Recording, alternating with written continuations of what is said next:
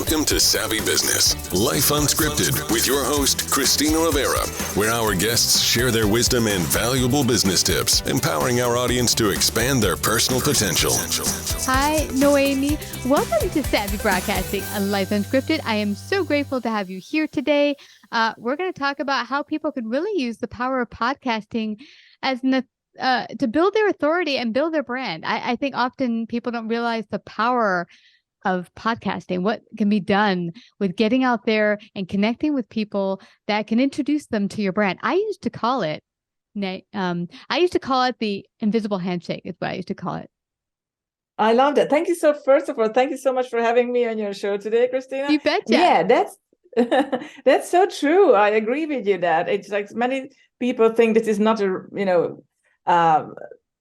existing marketing strategy, but it is indeed, and it's an up and coming marketing strategy that is really important.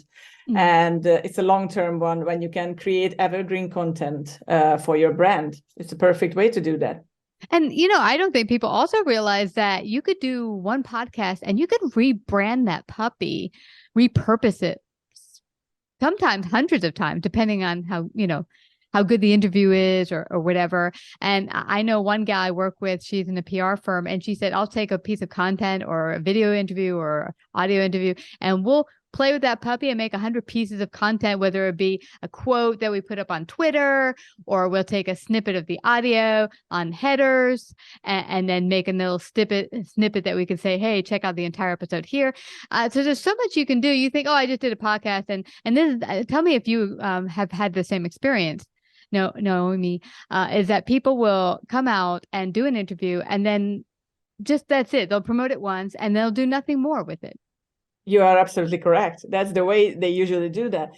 And that's why we tell our clients, just like, please use that content as many times as you can. You can make a quote card, you can make audiogram, videogram, anything.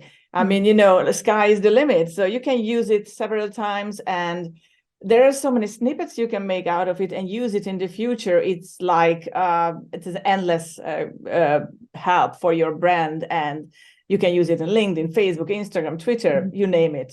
Yeah, absolutely. And should anyone know anything when it comes to building your brand? Because I've had one gal, as I told you just before we hit the go button, that said, I just did everything. I casted a wide net as possible. I didn't care who the interview was or what the podcast was about. And I just went on there to promote my business. Is that a good strategy sometimes? Or what do you think your best option is what do you tell your clients?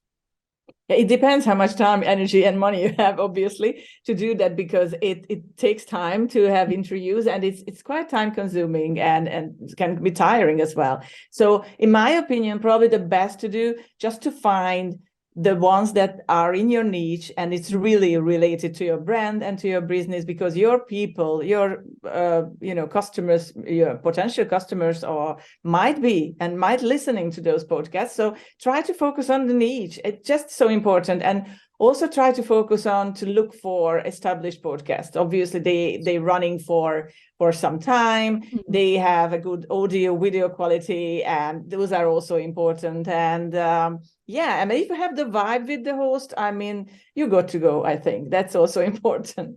Yeah, you mentioned a couple of really good points, and that I think people don't pay attention to is, are you going to jive with? I remember many years ago, Noémi, I got asked by a major radio station to come out, but it was a shock jock type thing, and they were cursing and they were getting a bit frisky, and I was like, this is not really how I want to portray my brand. I mean, it's a great show, but it wasn't something, and I felt very uncomfortable. So I really didn't jive with the person who was interviewing me. And I think it was probably not the best option for my particular brand.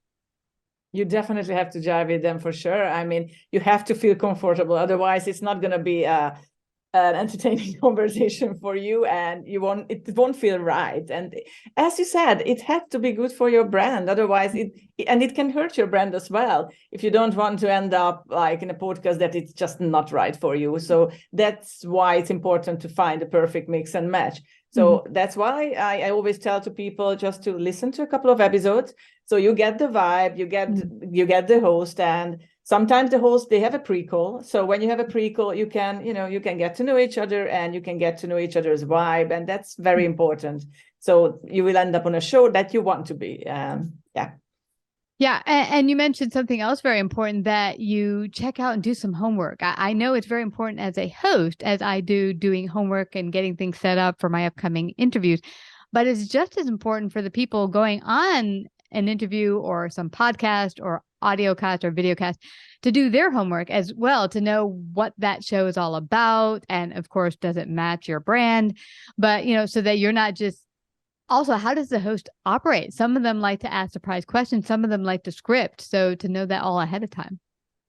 Yeah, it all depends on the podcast. I mean, some of you have like free flow style, or some of them just like, pre-written questions, and you have to, answer them. And you have to prepare. As you said, do your homework all the time. You have to prepare yourself, because otherwise, don't come unprepared. I'm doing guesting as well as a podcast agent, but you have to do your job, and but in every areas of life, you have to do the same thing. So it's important to be consistent, persistent, and in what you do, and this concerns podcast guesting as well.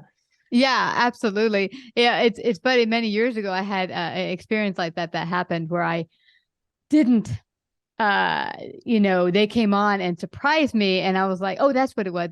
The person had sent me and said, I have a perfect guest. They're going to talk about terrorism in the travel industry. I was like, well, that's a weird topic. Okay, sure. And she's a woman. She's been in the travel arena for 30 years. Great. She comes on in the middle of the interview. She just says, I'm not answering any of those questions.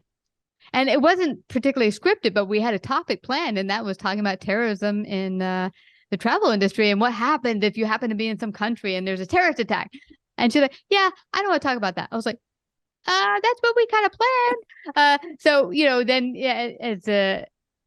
I think it's imperative that if you're not comfortable with the topic that the guest or your agent is kind of putting forth, that you let them know ahead of time, so that you're not surprised or put in an uncomfortable position that you don't want to be in.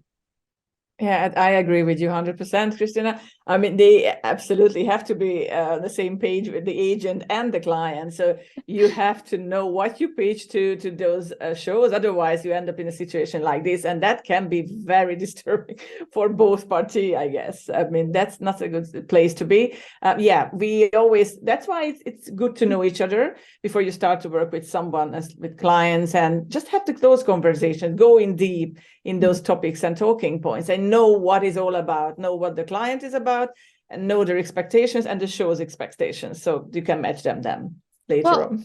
I'd love for you to share with our audience, when is a good time to go out there and get a PR agent like yourself, Podcast Connections? Should they do it themselves? What is the benefit to going with, say, your company?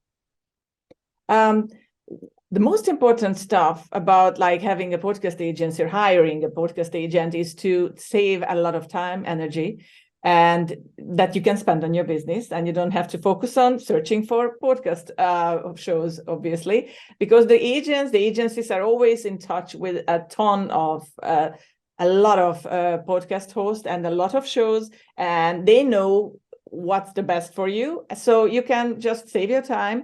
You can leave the job to them, and if they are well prepared, I have to emphasize that, if the agency is well prepared and they know their stuff, so you can just leave the job to them. And what we provide, it's a done-for-you service for the clients. So we organize everything. We fill out all the forms. Sometimes they're lengthy forms to fill out. Sometimes many emails to send out.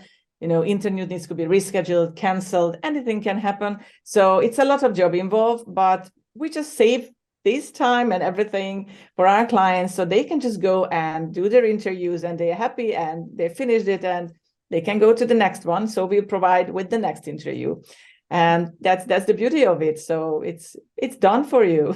Done for you service. And also I find with great PR agencies like yourself is that you not only do it for them, but it put that forth the client in a very professional manner. Because one thing I found is random people will come to me, and I get a lot of pitches, and they'll just come to me with kind of bleh on a page of paper of a whole bunch of stuff and not really getting to the point, like, how are you here to help my audience? What do you need to, like, what are the topics you want to cover? And when I just see a huge email, I just have to delete it a lot of the times because I don't have time to go, sifting through it to see how you're going to benefit our audience. So if you have a good pitch, email or release to attach, and that's often what PR agencies or an agent will do for you, is put that forth so you look super professional to whomever they're showing or whoever they're pitching for you. Absolutely. The pitch has to be, it's really important. Otherwise you won't sell yourself to those shows. And the pitch has to be short and sweet, and it has to include all the information it needs to, like a short bio. And if you have a one sheet, that's perfect as well. And if you don't, you just include your bio and include your topics and important talking points you want to discuss during the interview. Obviously, your website, social links, maybe if they needed a headshot, that's also, it visually can be appealing. And maybe one of your previous episodes on a different podcast, so they can have a feel for your style, your vibe, and it's just easier to decide whether they want you on their show or not. That's also, everything plays an important part in that. Yeah, it really does. And then it gets all the guesswork out for whoever you're contacting, radio, TV, podcast. They'd be like, okay, quick snapshot. They got something to benefit our listeners. I can do a quick blurb and see them on Fox, and they did a great job. They can carry their own, because that's one thing that concerns me often. Unless I know the PR agent or agency and I know they send top quality guests all the time, then I'll trust them, and I will not have to go very deeply. But if I don't, and you're just coming to me and I don't know you and I haven't seen your work, I will have to do a bit of work. So if you have that at the bottom, past podcast, TV, or anything that I can get a feel that you can carry your own in an interview. Yes. Yeah. You need that in order to get on those podcasts. And as you said, it's all about trust. And business and podcasting everything is all about trust. So once you have that, it's just easier to work with the host and with the clients as well. Yeah. Well, Noémi, it's been so awesome chatting with you today. I was so glad we finally got to meet, because you've sent exceptional guests my way to interview. And it was great to now get to interview with you. I'd love for you to share with our audience how they can get in touch with you, work with you. How can they do that? You can get in touch with us, and obviously, when you visit our website, which is podcastconnections.co, not com, but .co. And I'm very active on LinkedIn, so you can always find me there. If you type my name in, Noémi Beres, I'm there, and I'm with I'm the owner of Podcast Connections. So you will find me, and just, get in touch with me. Awesome. Well, Noémi, thank you so much again for coming to Savvy Broadcasting and sharing your great tips on how people can build their brand with podcasting. Thank you so much, Christina, for having me. I appreciate it. You betcha. Like, subscribe, and share this episode. To listen to more savvy episodes and savvy biz tips, go to www.lifeunscriptedradio.com. To find out about our paid sponsorship opportunities or how to become a guest, email Christina at lifeunscriptedradio.com.